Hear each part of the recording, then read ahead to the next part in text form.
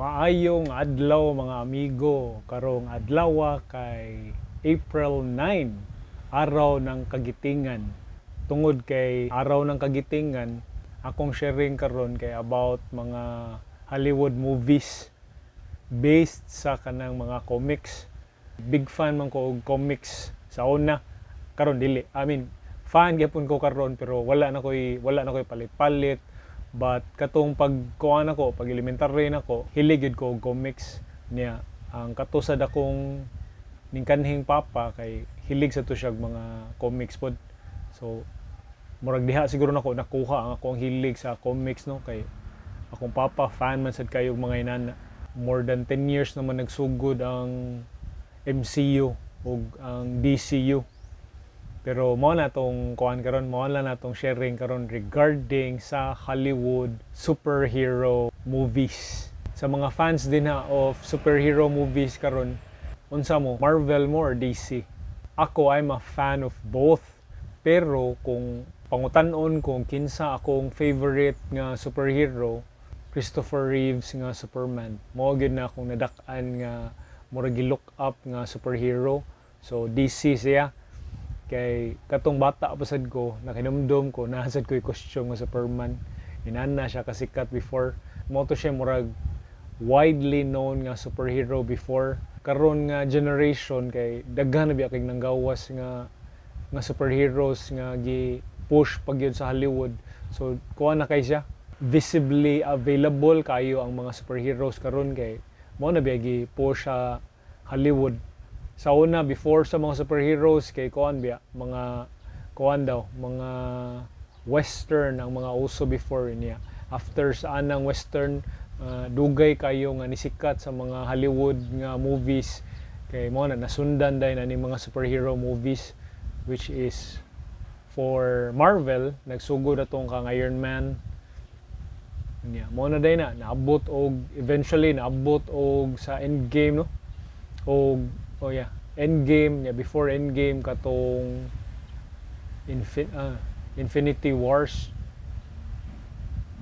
Infinity, unsay title to sa movie? Infinity Saga. Anyways, kanang nagdako ko mga amigo kay comics akong gibasihan ng Infinity Wars. Kanang kang Thanos nga gauntlet kay nakabasa gid ko ana sa comics before, pero dili to ako kay di mo ka afford anang comics sa una.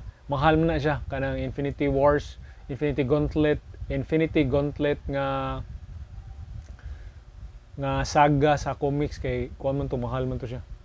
Ko nakausra ko niya naman to, na nakabasa ko na before. Yes, na yung mga changes ilang gibuhat to apply sa movies ug sa characters nga involved, no. Pero more or less the idea of the gauntlet is there. Ila lang gihimuan og mga ila lang gitagag mga additions ug mga revisions pag-abot na sa movie. Going back, asa man mo? Marvel mo or DC mo? Comment mo diya. Ako kay, like I said, DC, no, kay Superman man nga Christopher Reeves ako nadak-an nga murag na-amaze ko kay mao pa man to siya available at that time. Nakapangutan na ako sa akong pagumangkon kuan naman sila karon because of the availability, daghan na kay choices. Ang mostly kuan ron kay Spider-Man man sila, mao sa dilang murag bet nila nga superhero. Marvel na pod. Pero just because nga DC ko, Superman ko, doesn't mean nga all the way DC na ko. Nasad ko ganahan sa Marvel, nasad ko ganahan sa DC, nasad ko di ganahan sa DC, nasad ko di ganahan sa Marvel. Pero don't get me wrong sa kuan day, sa DC day, ang latest nga Superman ni James Gunn, sakto lang, dili akong ikasulti siyang latest nga movie katong si David Corner Sweat. Sakto lang. It's not bad, it's also not good. Sakto lang. The fact pag yun nga ilang giusab ang iyahang mission, technically yung mission din sa Earth, Kay wasad kay ko ganahay ato nga twist nga gibuhat ni James Gunn. Lahi na iyahang mission din sa Earth, dili pare sa atong naandan katong ang Christopher Reeves, even kang Henry Cavill. Oh, by the way, kang Henry Cavill pod nga Superman, if i-compare nako kang David, mas ganahan ko sa portrayal ni Henry Cavill, pero in terms pod sa story development o story ang general feel sa kang Henry Cavill kay dark ra pod kaayo. So wa niya nakuha ang katong Christopher Reeves nga Superman nga feel no sa kang Henry Cavill. Kang David Cornsweet sad kang James Gunn sad nga Superman kay murag naa siya idea nga inato ang direksyon pero murag wa kay niya na tarong og execute. Kay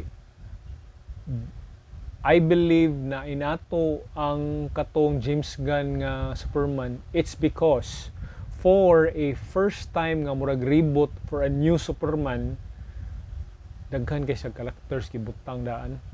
So nabahin gyud to ang nabahin gyud to ang distribution sa focus nimo sa characters. Kay si Mr. Terrific naam sa nindot man kayo katong naam sa mga nindot kay nga action scenes nga mura pag mas nindot pa sa kang mas cool pa kang Superman nya kang napay Green Lantern, napay Hawkgirl, daghan kay sila gibutang nga elements, characters sa James Gunn nga Superman. Mo tong I think wala kay siya na character development o movie about ni Superman tungod sa kadaghan characters gibutang niya for its first Superman movie. Mo ni murag usa sa nakita nako nga kuha na to nga mao tong wala kay nako na beti or wala kay nako na enjoy ang Superman nga salida nga ni James Gunn. Kamo, what do you think? Agree mo?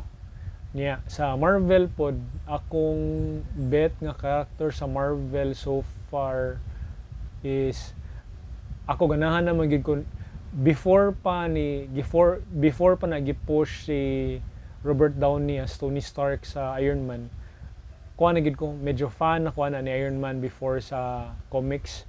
Sa iyahang armor dili sa ni Tony Stark but ang armor ni Iron Man ba. So na fan ako na niya before unya pag starring pag yun ni Robert Downey as Tony Stark niya nindot pag yun niya pagka-portray niya nindot pag yun pagkahimo ang Iron Man 1 nga storya. Ang Iron Man 1 nindot pa kayo ihang first movie, nindot ang storya, nindot pagka-portray. Nisamot ko gaganahan ni Iron Man. Of course daghan sad ko ganahan sa Marvel no, gawas ni Iron Man. Of course ganahan sad ko ni Captain America. I still remember si Papa sa una na siya Captain America nga poster. Imagine that was in the 80s. Si 80s akong papa na siya makainumdum pag ni na siya poster ni Captain America katong old school nga Captain America. 1980s na, so gi-acquire to niya before pa 1980s. So inana na ka-fan akong papa og kanang superheroes niya. Captain America siya and I realize nga seeing that poster is Captain America fancy or I don't know yun sa kato niya pagka-acquire, but na siya Captain America nga poster. Cool kay dako pa gid as in kanang dako nga poster, dili kanang gamay lang nga murag picture nga size, as in poster nga dako nga poster gid siya. Nya gi-frame pa gid, butasan na katon to ang kato nga nawa na to, murag dugay na to siyang nawa actually kato nga poster, but I still remember seeing that poster sa akong papa of Captain America. Yeah. Muna ang sa Marvel kay nindot sa nila pagka si Captain America no, pagkahimo nila, pagka-cast nila ni kinsa na siya, Chris Pratt, Chris Hemsworth na sa tanan Chris na ko di mahinduman ang apelyido basta si Chris pod nga usa ang kana sa Captain America niya. based pod sa mga Hollywood movies ng gawas, with all fairness to Marvel, mas nindot sila og mga nindot nila pagka-execute ang ilahang characters og nindot sa nila pagka-plano. I'd like to make this clear, mas nindot la pagka-plano until Avengers Endgame, sa Marvel Phase 4. Pero after ana, murag it was all downhill from there. Ang nagsalbara nila sa Marvel, no, sa after Phase 4 sa MCU kay ang kuan ra gyud Spider-Man ra gyud og Deadpool, but the rest going back sa DCU, ang DCU kay ang direksyon nila gid na dismaya ako sa direksyon sa gibuhat. I respect sa gibuhat ni Zack Snyder, but the fact nga gaapas sila sa Marvel or ni try sila og gaapas na bulyaso gito kay first pa lang gyud paggawa sa atong katong mahog to siya og mga amigo, ang title di ko kalimot ani nga grabe kay ko kadismaya. Pag trailer pa lang ni dismaya na ko daan sa DC. Pag trailer sa Batman v Superman, kabaw mo diin ko na dismaya. Trailer niya Batman v Superman ni gawa si Doomsday. Kung comic fan ka, you know kinsa na si Doomsday ni Superman. Pagkita na ko oh my God, what na si Doomsday sa Batman v Superman. Imagine unsa ang disappointment ato kung comic book fan ka unya. Kay bawo ka unsa si Doomsday, unya kay bawo sad ka unsa ka epic ang Batman v Superman. Otro pud to nga nindot unta kayo nga movie itself ang Batman v Superman, gibotangan og Doomsday. Ay nako,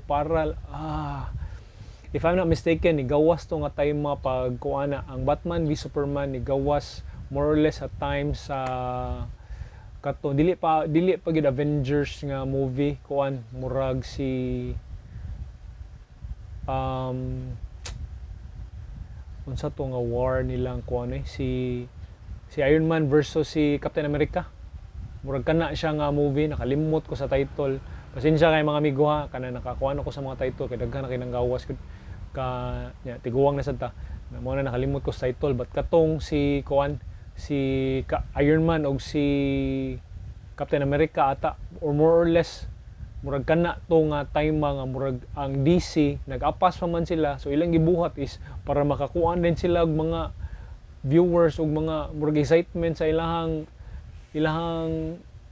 IP kay kuan dayon nagpagawas din sila ato nya, which is dismayado kay as a comic fan og kuan ka sa characters ba ganahan kag build up mo, which is mooy na successful sa Marvel until post Endgame kay ilag yung gi-build up ang mga characters from Iron Man until gi-introduce nila si Captain America, nagkuan og ban characters nya, nag-Avengers 1 sila nga movie nya, inahinay gyud nya butag lain characters hantod naabot sa Endgame. Ang DC ang gibuhat kay lang kag nag-Batman v Superman pa, gibutang ang Doomsday. Human dalian namatay sa murag imagine if ang kanang mga amigo na wala ako atong Infinity Gauntlet nga comics, no, but nakainumdum gyud ko gyud ko nakapalit gyud ko sa una, bisag mahal to ha, nakapalit gyud ko atong Death of Superman. Naagid ko sa comics, so kabasa ko, kabaw ko nga how it should go. Unya ginato lang nila ilang gisingit sa Batman v Superman unsa ka uplok pagkahimua nga kuan. I mean pag flop ato or wa sila ga-expect sa kanang pagkuan nato nga gamay ra og box office. Mirisi, nakaana rin ko mirisi kay gadali mo, wala ninyo ni take time. Kay if ila tong gi-take time, nya gi-introduce nilang uban characters, ang involved nga character sa Death of Superman daghan kay na involved nga characters nga ni go against ni Doomsday. Nya nindot unta kay to nga ilaha unta tong own Avengers nga movie nga mo make unta to possible $1 billion sa box office kung wa to nila gidali-dali. Unya unsa may naa sa Batman v Superman, sila ran tulo. Si Batman, si Superman ug si Wonder Woman, di ba unsa ka lame, unsa ka lousy. Nya naghimo sila katong murag Justice League. Nya wa na, kuha na kayo murag wal kuha na, wa X na kayo murag tungod sa ilang giatbang o moto, ilang giatbang naghimo sa din sila Justice League para iatbang sa Avengers nga movie. Wa gyapon. It's because nagdali sila.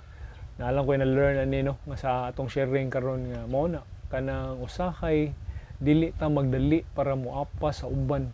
Kaya ang resulta kung magdali-dali ta, dili ta mo take sa time, dili ta mo take sa effort, dili ta mo take sa kuan sa process. Bulyaso gyud ang mahitabo. Bulyaso gyud bisag unsaon na tug try nga manindot but mabulyaso gyud. Why? Because nagdali-dali man ta and we did not take the time and preparation to make it happen. Wala na akong learn sa karon na to nga sharing. So mao lang sana karon. Comment na mo para magstorya na ta or maka-share na sad mo sa inyong opinion or inyong comments or na may topics. So salamat kayo mga subscribers, salamat kay pagtan-aw. If nitan-aw ka ani, daghang salamat. Dili pa ka subscribe, please subscribe. Daghang salamat ninyong tanan mga amigo. Amping mo kanunay, ayo-ayo. See you in the next video.